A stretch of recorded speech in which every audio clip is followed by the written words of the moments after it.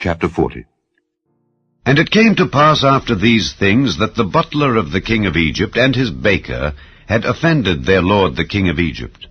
And Pharaoh was wroth against two of his officers, against the chief of the butlers and against the chief of the bakers. And he put them in ward in the house of the captain of the guard, into the prison, the place where Joseph was bound. And the captain of the guard charged Joseph with them, and he served them. And they continued a season in ward.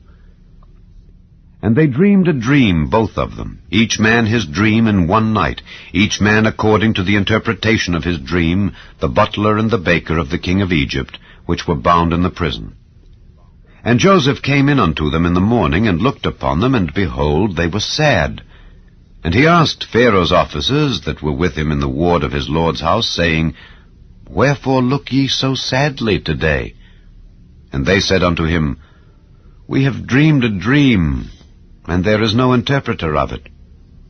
And Joseph said unto them, Do not interpretations belong to God? Tell me them, I pray you. And the chief butler told his dream to Joseph, and said to him, In my dream, behold, a vine was before me, and in the vine were 3 branches, and it was as though it budded, and her blossom shot forth, and the clusters thereof brought forth ripe grapes. And Pharaoh's cup was in my hand, and I took the grapes, and pressed them into Pharaoh's cup, and I gave the cup into Pharaoh's hand. And Joseph said unto him, This is the interpretation of it. The 3 branches are 3 days. Yet within 3 days shall Pharaoh lift up thine head, and restore thee unto thy place.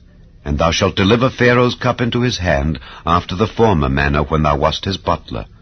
But think on me when it shall be well with thee, and show kindness, I pray thee, unto me, and make mention of me unto Pharaoh, and bring me out of this house. For indeed I was stolen away out of the land of the Hebrews, and here also have I done nothing that they should put me into the dungeon. When the chief baker saw that the interpretation was good, he said unto Joseph, I also was in my dream, and behold, I had 3 white baskets on my head, and in the uppermost basket there was of all manner of bake meats for Pharaoh, and the birds did eat them out of the basket upon my head. And Joseph answered and said, This is the interpretation thereof.